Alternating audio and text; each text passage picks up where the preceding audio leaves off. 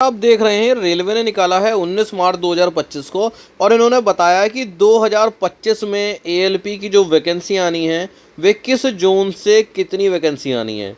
देख लीजिए आपका घर किस जोन में पड़ता है और कितनी वैकेंसी आती हैं पर।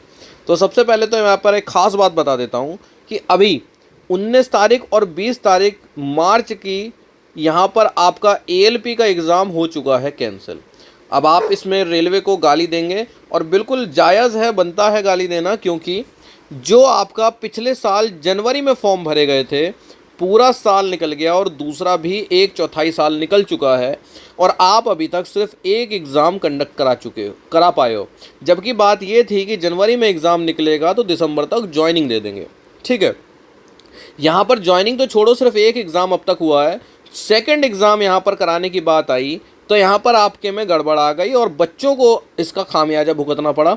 बहुत से बच्चों ने अपना रिजर्वेशन कराया, बहुत से बच्चों ने तत्काल में कराया, बहुत से बच्चे अपने सेंटर पर पहुँच गए, होटल में रुके, बहुत सारे रुपए खर्च किए। यहाँ पर मैं समझता हूँ कि एक ऐसी स्टेज होती है स्टूडेंट्स की लाइफ में, मैं भी था जब तैयारी करते थे, तो हमें एक एक मतलब अगर आपको एक जूते 500 रुपये के मिल रहे हो और दूसरे 1000 रुपये के मिल रहे हो तो आप सोचोगे यार 500 वाले ले लेता हूँ, सस्ते पड़ेंगे।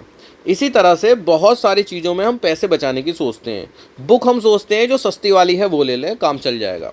यहाँ पर ऐसे में सभी लोगों के बिना बात के पैसे खर्च होते हैं, सारी तैयारी करते हैं उस तैयारी के लिए, उस एग्ज़ाम के लिए बहुत सारे प्लान्स को कैंसिल करते हैं और वो टेंशन लेके एग्ज़ाम में जाते हैं और वहाँ पर पता चलता है कि एग्ज़ाम कैंसिल हो गया। तो भाई बिल्कुल गाली तो देंगे।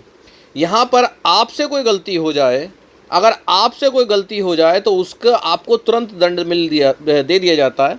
परंतु अगर कोई एग्ज़ाम में, भाई अब ये तो किसी न किसी की गलती की वजह से तो हुआ ही होगा, यहाँ पर कोई कुछ सुनने वाला नहीं है। यहाँ पर एक मैं ख़ास बात बता दूँ दोस्त, इस बार लगभग कितनी वैकेंसी आने वाली हैं तो लगभग 9,970 वैकेंसी आने वाली हैं, जिसमें 225 वैकेंसी यहाँ पर किसकी हैं, मेट्रो की भी हैं। ठीक है, मेट्रो रेल की भी हैं दोस्त। ठीक, यहाँ पर इस साल जो भी बच्चे ये समझ लीजिए डिप्लोमा पास हैं, आईटीआई पास हैं या फिर बीटेक पास हैं, ये सभी बच्चे इस बार एएलपी के फॉर्म भरेंगे 2025 वाले।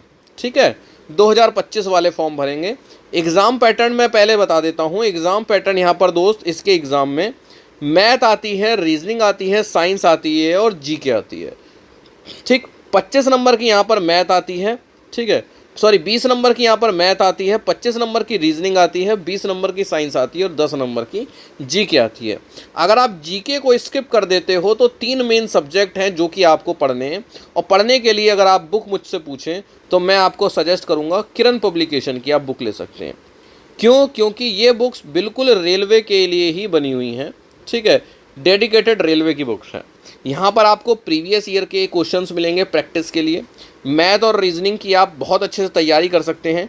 Chapter wise and type wise वाली ये बुक है, यानी हर चैप्टर में हर टाइप के सवाल दिए होंगे, मिक्स नहीं होंगे, तो आपकी बहुत अच्छे से तैयारी चलती है। यहाँ पर 2 बुक हैं, एक ये और ये जीए की बुक है। एक बुक से आप पढ़ेंगे थ्योरी और थ्योरी पढ़ने के बाद दूसरे बुक से आप करेंगे क्या, क्वेश्चन आंसर। दोस्त जीए यानी GK, history, geography, polity, static GK, physics, chemistry, bio, computer, ये सारी चीज़ें सिर्फ थ्योरी पढ़ने से काम नहीं चलेगा, उनके क्वेश्चन आंसर करने भी बहुत ज़रूरी रहते हैं। इसलिए यहाँ पर आपको इस जीए के लिए 2 बुक्स की ज़रूरत होगी। तो बुक्स का लिंक आपको डिस्क्रिप्शन में मिल जाएगा, चैनल के नाम के ऊपर भी आ रहा होगा। अदरवाइज़ आप अगर अमेज़न, फ्लिपकार्ट कहीं पर भी सर्च करेंगे तो बहुत ईजीली बुक मिल जाएगी, बुक स्टोर्स पे भी मिल जाएगी।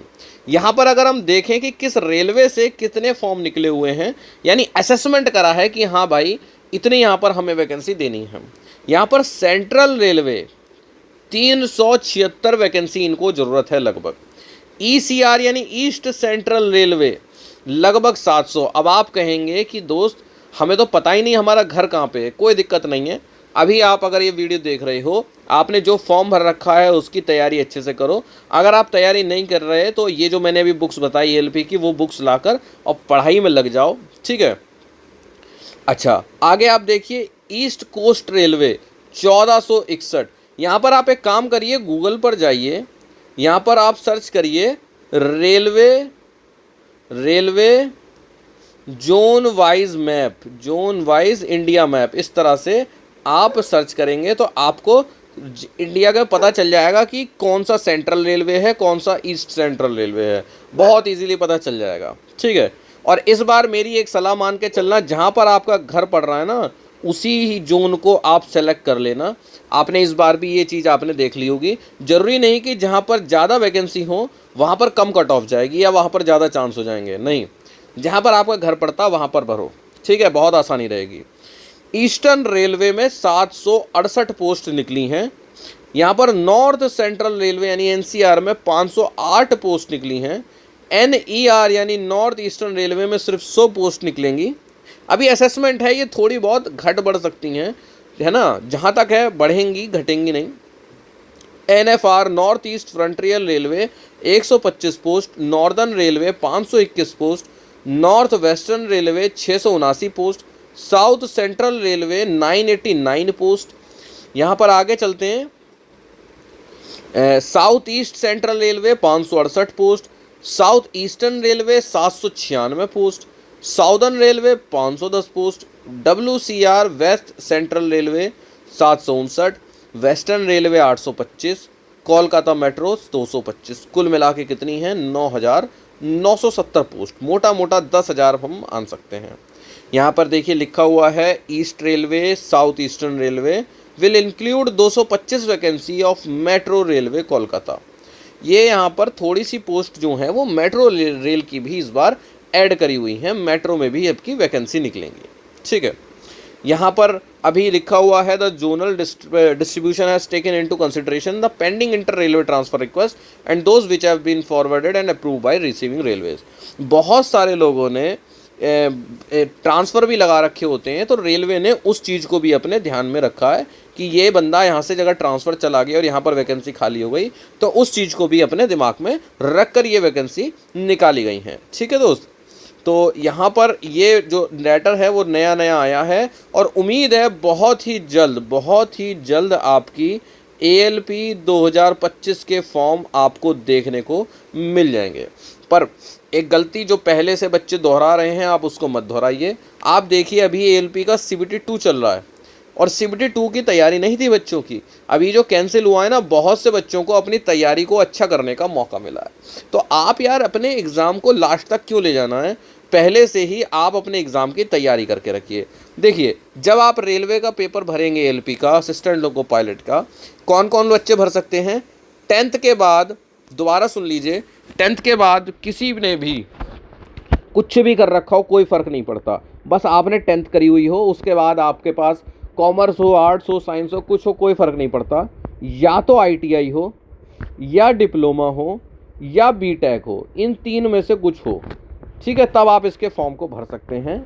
तो इसके बाद सबसे पहले होगा आपका CBT 1 एग्ज़ाम, जो कि 60 मिनट का होगा और 75 सवाल होंगे।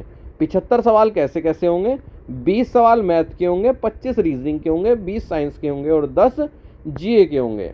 कट ऑफ बहुत लो जाती है, ज़्यादा जाती ही नहीं है। आप अगर 100 में से 50-55 नंबर भी ले आते हैं तो भी आपके बहुत चांसेस हैं कि आप पास हो जाएंगे। परंतु मेरी ये सलाह है दोस्त कि आप अभी से ही तैयारी में लग जाइए। अभी से ही पहली चीज़ तो अपने मैथ और रीजनिंग को समय दीजिए, और तीसरी चीज़ आप साइंस। अगर आपने इन 3 सब्जेक्ट्स को अच्छा कर लिया, मैं लिख के देता हूँ कि आप ALP में सेलेक्ट होकर रहोगे दोस्त। मैथ, रीजनिंग, साइंस 3 सब्जेक्ट ऐसे हैं जिनको कि आप अच्छा कर लो। अगर आप उनमें से हैं जिसने कि पिछली बार का ALP का पेपर नहीं भरा था या भर नहीं पाए थे, पास आउट नहीं थे, या फिर अच्छा नहीं हुआ और इस बार आप अच्छी तैयारी करना चाहते हैं, तो यही समय है आप अपनी मैथ को, रीजनिंग को, साइंस को शुरू से बहुत अच्छे से पढ़िए। बुक से जितनी प्रैक्टिस करेंगे, जितना सब्जेक्ट को समय देंगे, वो सब्जेक्ट उतना ही आपका स्ट्रॉन्ग हो जाएगा। कोई दिक्कत नहीं है आपको मैथ नहीं आती, जब एक चैप्टर के आप 50-60 सवाल लगाओगे ना, तो वो चैप्टर आपको आसानी से आने लग जाएगा। तो उम्मीद है दोस्त आपको इस बार थोड़ी सी मोटिवेशन मिली होगी कि चलो नई वैकेंसी भी आ रही हैं। बहुत से बच्चे ऐसे होंगे जो पहली बार इसको भरेंगे, उनके लिए बहुत अच्छी चीज़ रहेगी। तो इस वीडियो में आप समझिए कि देखो जो पेपर कैंसिल हुआ है वो अच्छी चीज़ नहीं है, वो एक बहुत ही बेकार चीज़ है और सबके लिए नुकसानदायक चीज़ है। तो फिर भी आपदा में अवसर ढूंढने वाले काम करो। अगर आपको थोड़ा सा एक्स्ट्रा टाइम मिल ही गया है तो आप उस टाइम में basic science and engineering drawing को अच्छा करो, साथ ही साथ बहुत से बच्चों को ट्रेड में दिक्कत थी, तो आप अब अपने ट्रेड को थोड़ा सा समय दे सकते हैं।